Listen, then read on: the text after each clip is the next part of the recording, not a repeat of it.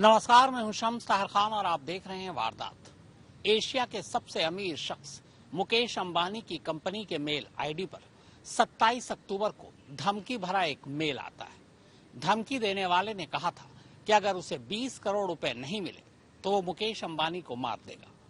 इस मेल के अगले ही दिन यानी 28 अक्टूबर को फिर से एक धमकी भरा मेल आता है, मगर इस बार रकम बढ़ाकर सीधे 200 करोड़ रुपए कर दिया गया था।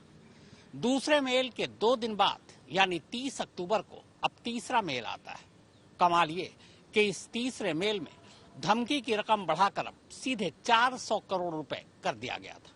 अब सवाल ये है कि आखिर धमकी देने वाला ये शख्स है कौन?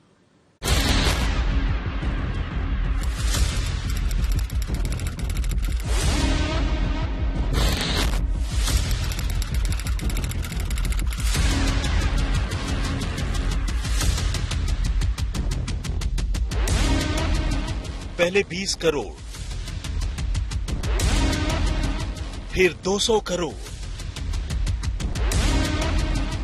और अब 400 करोड़।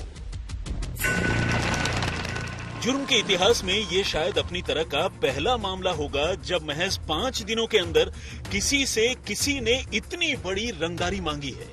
और रंगदारी भी किसी ऐसे वैसे शख्स से नहीं, बल्कि 87 बिलियन डॉलर्स यानी तकरीबन 6.5 लाख करोड़ रुपए की संपत्ति के मालिक और एशिया के सबसे अमीर आदमी मुकेश अंबानी से।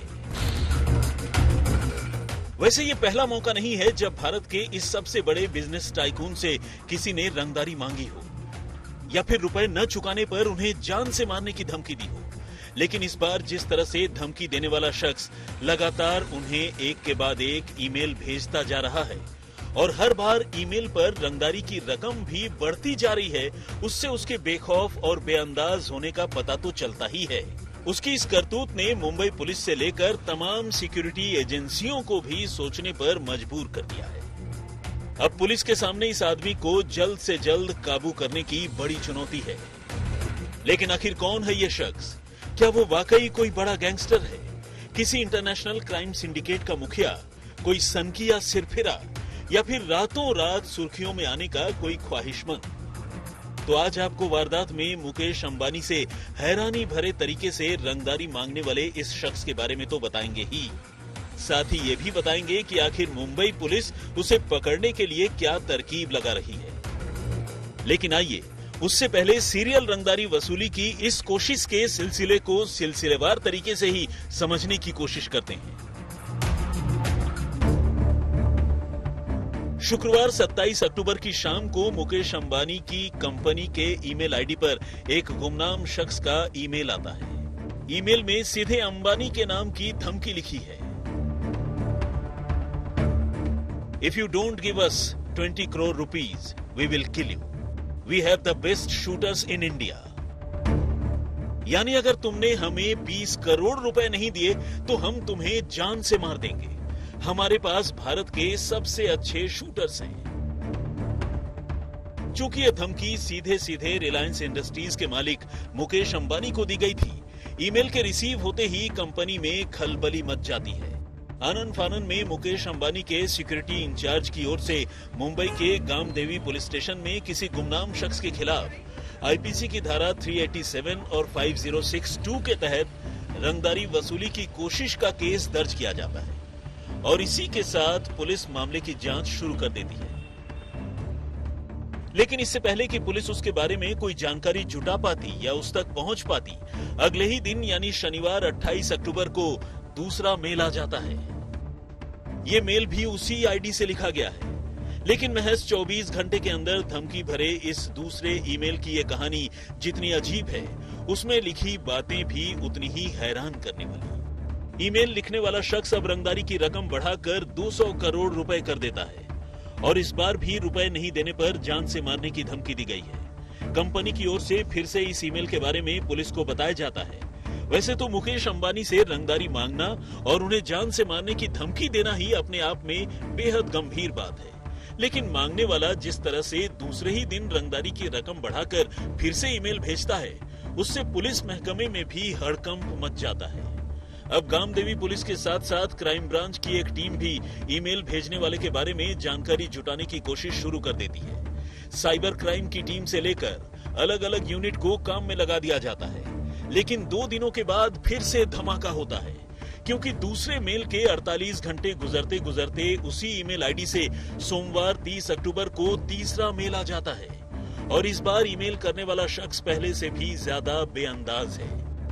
अव्वल तो वो रंगदारी की रकम बढ़ाकर 400 करोड़ रुपए कर चुका है। दूसरा, वो ये कहता है कि तुम्हारी सिक्योरिटी चाहे जितनी भी टाइट क्यों ना हो, हमारा एक स्नाइपर ही तुम्हें मारने के लिए काफी है। इंडस्ट्रियलिस्ट मुकेश अंबानी को पहला धमकी भरा ईमेल आया पिछले हफ्ते शुक्रवार को। ये ईमेल आते ही उनकी टीम ने कामदेवी पुलिस स्टेशन में इंफॉर्मेशन दी और उसके द्वारा एक एफआईआर दर्ज की गई।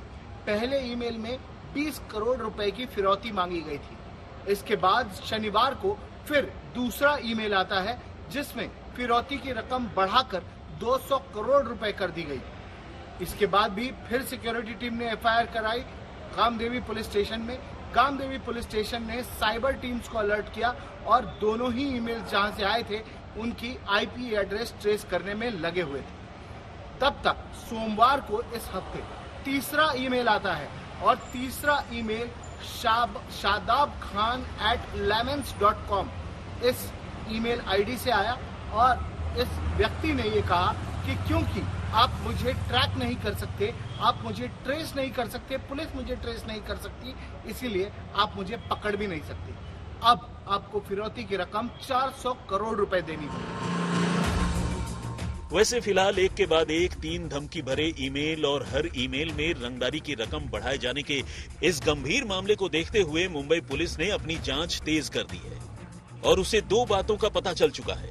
अव्वल तो ये कि मेल भेजने वाले शख्स का नाम शादाब खान है और दूसरा ये कि ये मेल यूरोपीय मुल्क बेल्जियम से भेजे जा रहे हैं। लेकिन अभी ये पता लगाना बाकी है कि क्या ईमेल सचमुच किसी शादाब खान ने भेजा है या फिर वो भी एक नकली पहचान है।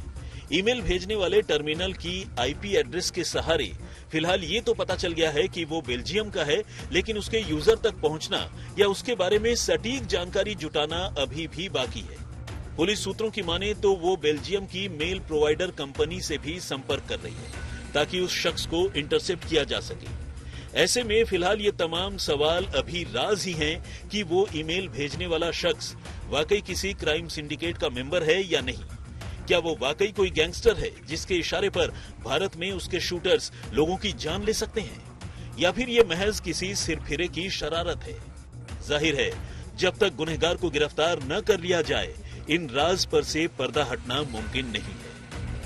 वैसे ये पहला मौका नहीं है जब मुकेश अंबानी को कोई धमकी मिली है या फिर उनसे रंगदारी टैक्स वसूलने की कोशिश हुई है।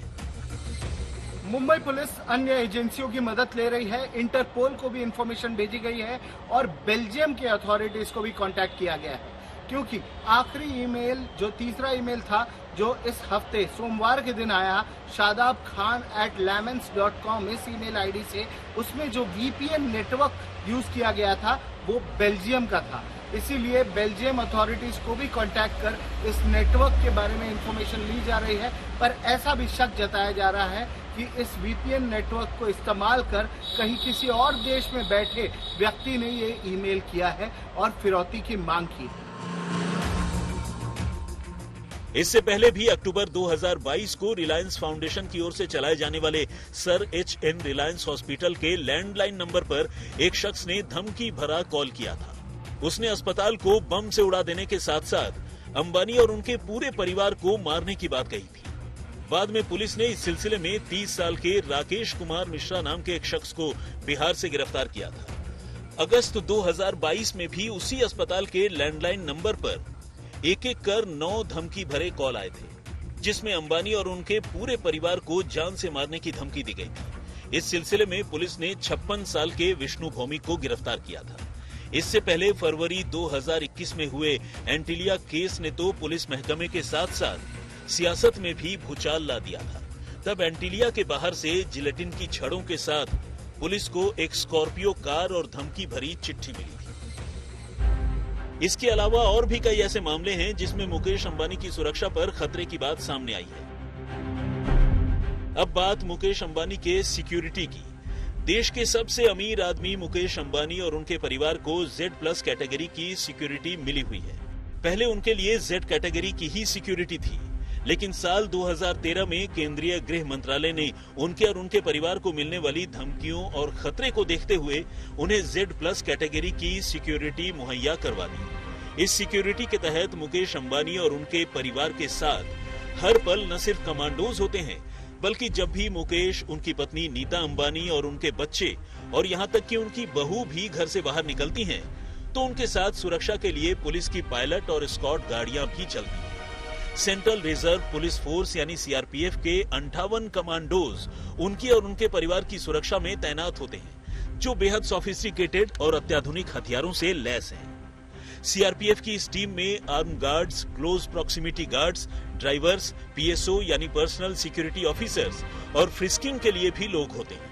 अंबानी के घर और दफ्तर के आसपास के इलाके को रोजाना सुरक्षा के लिहाज से न सिर्फ सैनिटाइज किया जाता है, बल्कि CCTV कैमरे समेत तमाम दूसरे तरीकों से उनके आसपास होने वाली हर हलचल पर नजर रखी जाती है।